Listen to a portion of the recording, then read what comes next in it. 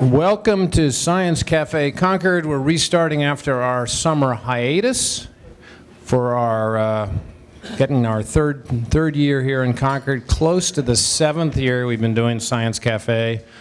It's still running down in Nashua as well. I'm David Brooks with the Concord Monitor, and it looks like I'm going to be running this by myself, unless you're, no, okay, you got kids. All right, so you all going to have to be patient today. So, Dave Brooks with the Concord Monitor, and I'm formerly with the Nashua Telegraph. The Science Cafe was started, as I say, about 7 years ago. Two people, Dan Marchek and Sarah Eck, approached me and said, we'd like to start this thing, would you like to help us? And I said, sure. I thought this would be awesome. It'll last 6 months and it'll fizzle out. And as I say, we're still going strong in 2 cities now.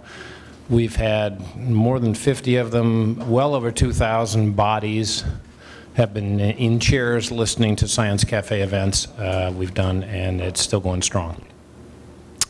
A couple of items before I get going. First of all, how many of you have never been to a Science Cafe before? Only a few. Okay, well then I don't need to do too much of this stuff. So as always, I remind people that this is a tough venue for the wait staff because we all come at once and we're sort of tight and we all leave at once. So tip generously, please. We have, obviously this is the first one of the season, I haven't got my spiel together yet. We will be, it's being recorded by Concord Television, your local community access channel. So if you're being hidden by the FBI, a witness protections program, you might want to do something about that because you're going to be on TV, and it will also be on the website. We meet here every month. Next month's topic will be cancer in general, because this is a topic in which, or cancer that is a field in which a number of breakthroughs have been made, not in any specific type of cancer, but cancer in general. And I'm still roping in some panelists, but it's an interesting topic. And in November, I'm hoping to talk about the power grid, because that is, and in terms of how we get our electricity and how it's done, because that is something that is changing radically. So, but anyway, tonight's topic is the Advanced Regenerative Medicine Institute, or ARMI, which Google thinks is the U.S. Army anytime you go looking for it. If you've tried, I wish they'd chosen a different acronym. And it is a program that is coming to the Manchester Mill Yard, and we have a couple of folks involved with it to talk about what they're going to be doing and why they're going to be doing it and answer our questions. And our two panelists are Richard McFarland, who is the Chief Regulatory Officer for ARMI, and Tom Bollenbach, the Chief Technology Officer for ARMI. And I'm basically going to give them, actually normally at this point I say give us, spend 3 minutes telling us why we should pay any attention to what you say, but I think it's pretty obvious why we should pay any attention to what they say because of their position. So I think I'm just going to charge right into the questions. Those of you who haven't been here before, this is entirely driven by questions from the audience, so you have to ask things or we'll sit here and stare at each other awkwardly for an hour or two. So think about it as we're talking. I will ask the first question to get it going, and after that it's up to you. I am alone tonight. This is the only microphone, so raise your hand when you have a question. I will come to you with a microphone. Wait until I'm there with the microphone before asking, because of the television folks need to get the audio. And when you ask a question, put the microphone very close to your mouth. It's like you're eating an ice cream cone. Closer to your mouth than you think it should be, actually, because otherwise the audio doesn't pick up very well, and other people can't hear it. So, all right. Well, I will start us off with the first question, which is, this is Advanced Regenerative Medicine Institute. What is regenerative medicine in 2 minutes or less? Go. Go. Do that one. So is this close enough? Yeah. People start yelling at you, what? Then closer. Yeah, so I'll take a crack at this one. So regenerative medicine can be split into a number of areas, but basically it's using the body to heal itself through pharmaceuticals or biopharmaceuticals or the injection of cells.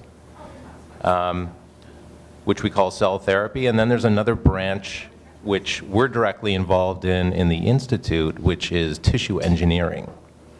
And I'll just expand on that a little bit, just in case you're not familiar with it. I'm going to pull a quote from Jay Vacanti and Bob Langer, two scientists from the Boston area, back in 1993, which states that tissue engineering is an interdisciplinary field that applies the principles of engineering and life sciences toward the development of biological substitutes or tissues that maintain, restore, or improve function or a whole organ. So again, regenerative medicine is basically a broad field that involves the body being induced to heal itself, or the generation of an actual tissue or organ for transplant. Do you want to add to that? So I'm just going to say, yeah, Army was a difficult thing in terms of an abbreviation, but it's Advanced Regenerative Manufacturing Institute, and because some of the seed funds were from the Department of Defense, it was a play on words, but then we have an institute that is a product of that, which is called BioFab USA, and one of the Manufacturing USA institutes. So we tried to solve that problem. Okay. And we're working on manufacturing regenerative medicine therapies in the mill yard, or getting tools to do that. All right, that's it. I've done my work. It's all up to you.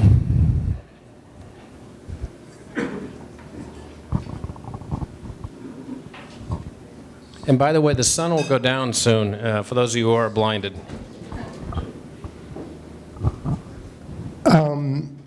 Regenerative medicine, I've read a little bit about an organ that where they put a scaffold in and then put in the right cells to build it up. Is that the type of thing you're talking about? And if you could you explain a little bit about how that process would actually work, please? Yes. So there's a few different ways to approach that. Tissue engineering in general always involves a combination of cells, either from your body or from someone else. They could be stem cells or they could be somatic cells from your skin. A scaffold that gives the tissue some form, or the organ, and then some kind of culture medium, something to grow it in, what we call growth factors.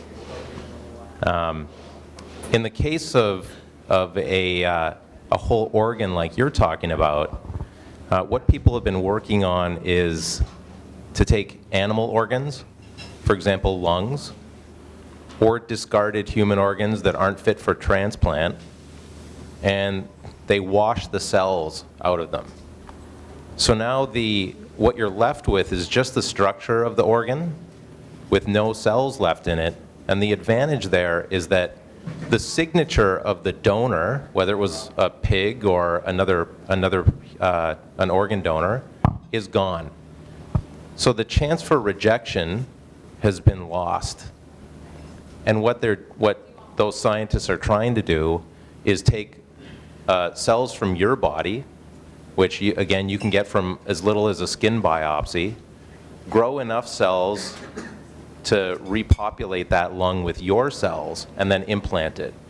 So what they've done is they're trying to regenerate or generate an organ that is implantable that won't reject. Actually, why don't you follow up with that? My first question should have been more of what is the Institute, and give us the, your elevator pitch as to how it came to be and what you're trying to do and why it has to exist. So I will do that shortly. What does Tom say? Tom has sometimes said that some of us that were in the government had a dream and gave him a 6-month nightmare. In about 2015, there were a group of folks in the government, in terms of FDA and National Institutes of Health and Department of Defense and Department of Commerce, that all worked in these areas. And we were seeing a lot of small trials make one of this, one of that, but not seeing, we were seeing things not proceed to something where you'll, whether interrupt your Patriots game every 10 minutes to tell you how great it is. So in other words, not have become an industry like the monoclonal antibodies became an industry about 20 years ago. And a group of us kind of identified that really one of the things was manufacturing. Knowing how to manufacture these things in more than a mom and pop craft venue and to be into a manufacturing center. So we decided we really should try to shift our emphasis a little more toward that. There were a couple of amazing things happen, and the Department of Defense put out an application to have one of their Manufacturing USA institutes, which deal just with manufacturing problems, solving manufacturing problems in advanced manufacturing. And Tom was part of the group who, one of the group that won it, and one of the groups who got to write it. So it was the 6 months that he was writing the proposal that was his nightmare. And so that's how the institute came to be. Got announced that it was funding on December 21st last year, and just launched in Manchester on July 28th. So it's really to solve that manufacturing problem.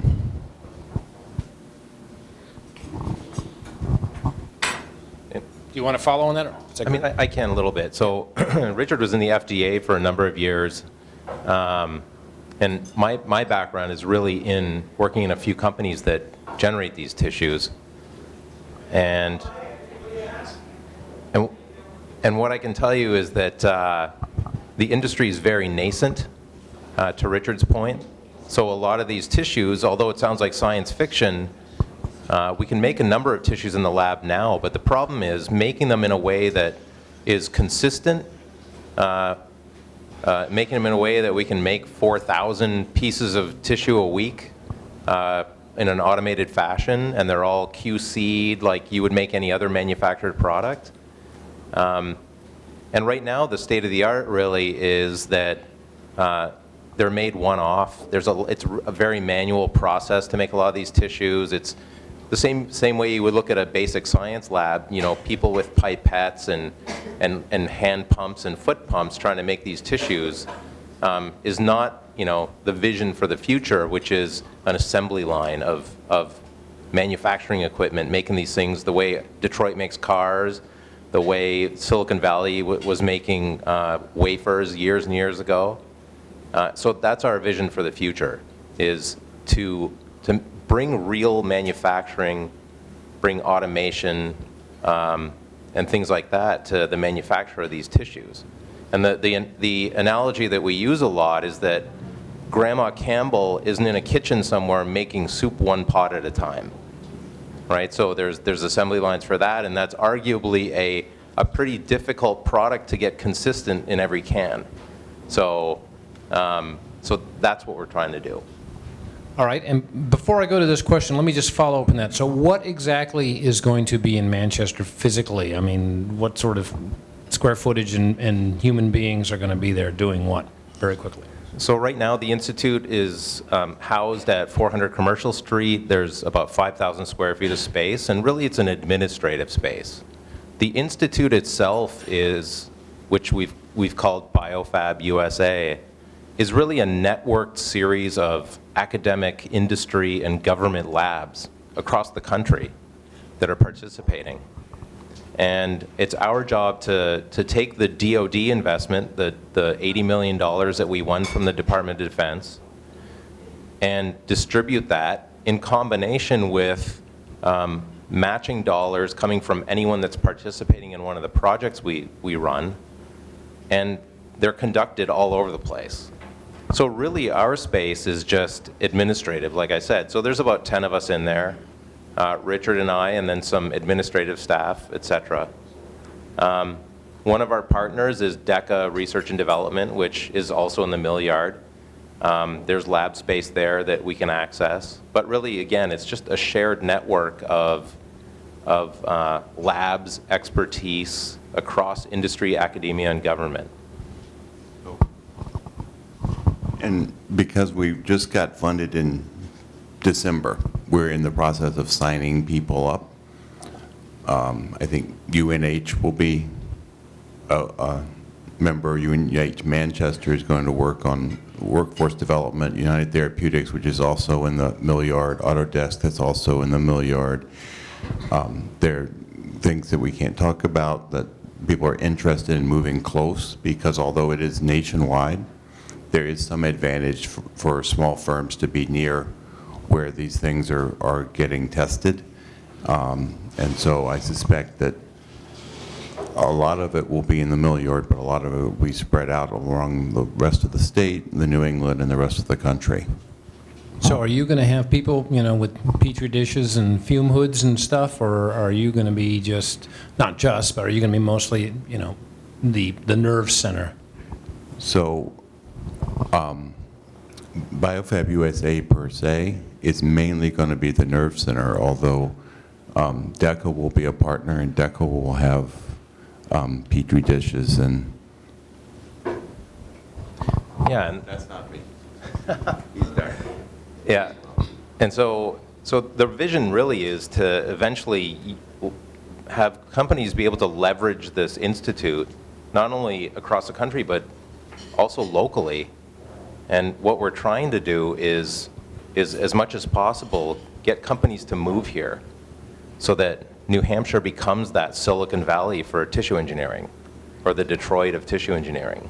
That's going to be here, and the vision that I articulate sometimes, I was at the beginning at least, was we have Lonza, which is a huge Swiss company that does cell therapies out on the seacoast, and we have the Institute in Manchester.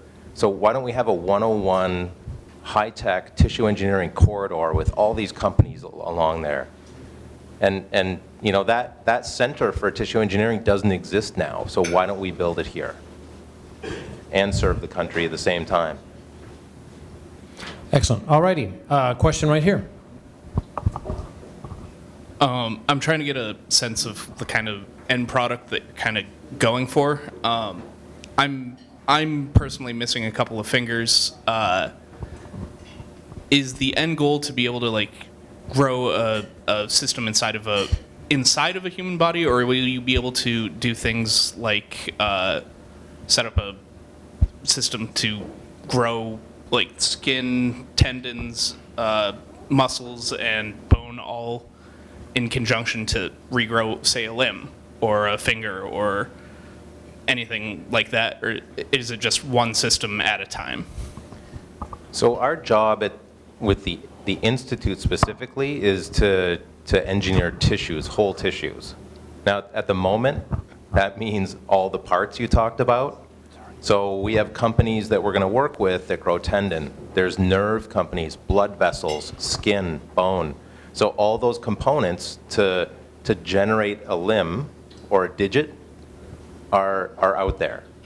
What they haven't done is put all that together yet. So that's a ways off. That's sort of in the realm of a little bit of generating a whole organ, right? So right now, what we're really good at is making sheets and tubes. So we can do blood vessels, skin, bone is pretty easy because it's solid. Easy is in quotes, of course. And then, there's a company doing tracheas, bronchi, the esophagus. So all sheets and tubes right now. And those parts are all out there. And down the road, hopefully that's what we're going to get, is to generate all the parts and combine them into something that's what we call a vascularized composite tissue, which is a fancy way of saying a limb or a digit. There's entirely other groups, which really doesn't involve Army, but I'll mention it because you asked a question, and it's sort of interesting. There's a lot of groups out there in academia taking cues from salamanders who can regrow entire limbs after they've been severed. And they're trying to understand how that works so that they can induce that same type of response in a patient. So to regrow the fingers using a drug or a stem cell or some other form. So. That would be cool. My, what lovely vascularized composite, what was that again? Vascularized? Graft. A vascularized composite tissue, Vascularized composite tissue you have, my dear. All right, I have a question over here, and then don't be shy about raising your hand. You were talking before about the people around in this area who are involved with the DECA and some of the you mentioned UNH.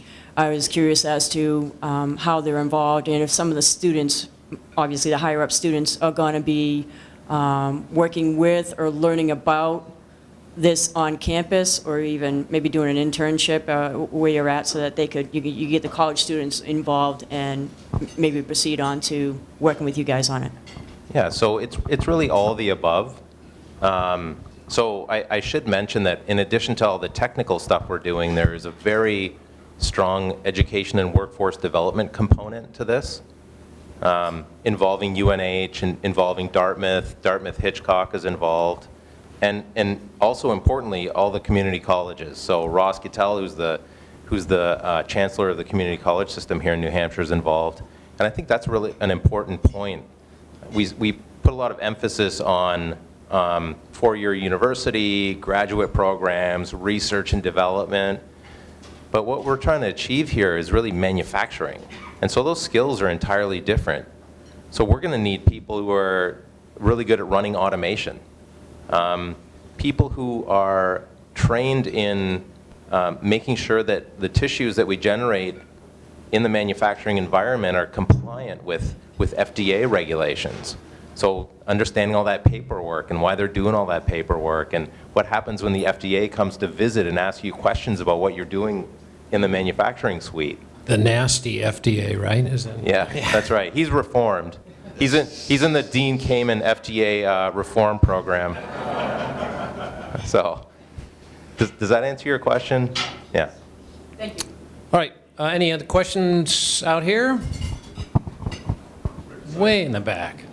Yeah, I'll get back to him. I don't want to be over there too much.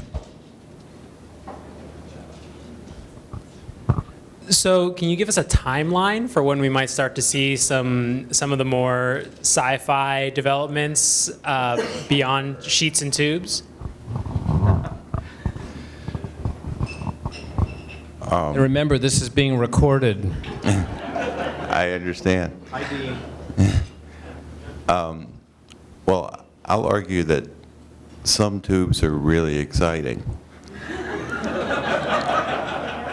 And all you need to do is slice an artery, and you'll think a tube is really exciting, right? Not be able to breathe, a tube is really exciting. So there are some products, one in particular, that for doing an atrial venous shunt, which for end-stage renal disease, which is not technically part of the institute, but it's something in the industry, and that will be probably available in the next year or so. I think you're going to see over the next 2 to 3 years an increasing number of products. The real success out of the institute nationally in terms of products may be a little bit humble, because, as Tom was saying, what we're doing is focusing on the manufacturing parts. And so there will be other companies with names that make the therapeutic products. I think I hate to record it, particularly on FDA, but I think there's some relatively low-hanging fruit over the next 3 to 4 years on things that we can make improvements in the manufacturing processes that will increase both the scale and decrease the cost of some of these products. And those are going to be things that are going to be key to getting things other than tubes and sheets.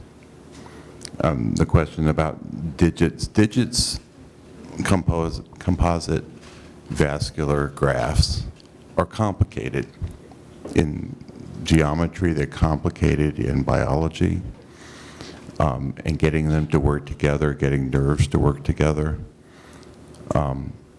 Putting that together in a context is in a complicated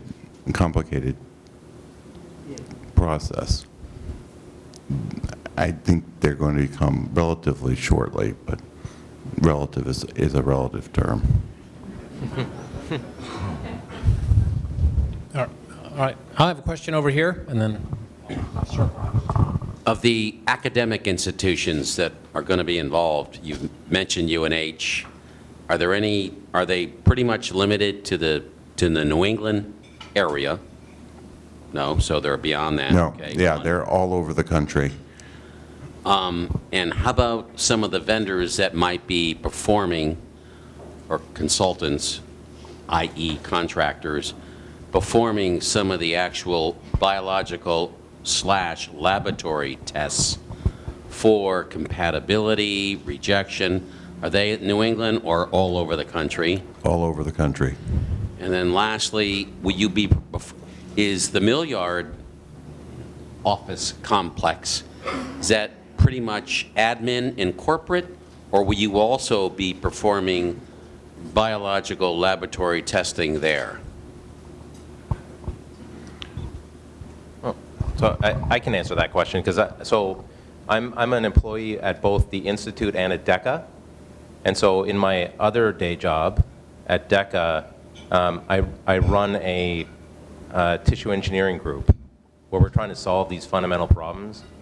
And so we have several thousand square feet of lab space there with hoods and people running around in lab coats and stuff like that. So that space will be shared as part of our membership in the Institute, DECA's membership in the Institute. That space will be shared. So some of that work will happen. And as I said, we're trying to attract other labs and companies to join us either in the Millyard or in the area. And so they're going to be doing work as well. Is it clean room technology? So definitely the manufacturing suites at the moment, if we built those up, which we don't have, this is purely R&D space, would be clean room technology. But one of the things we're trying to do is get away from clean rooms and the need for clean rooms.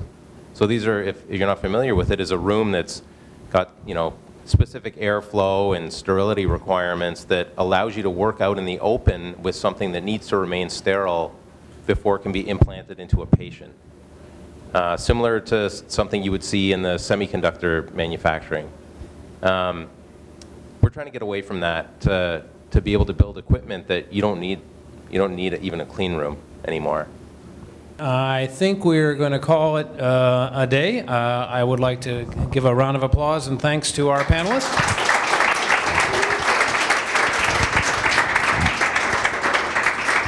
And again, we'll be here next month on the third Tuesday. This is a slightly different to fit schedules, talking about cancer. So sort of in a general way. And if you haven't signed up for the newsletter, please do so. And otherwise, I think that's it. I'll see you next month. Thanks.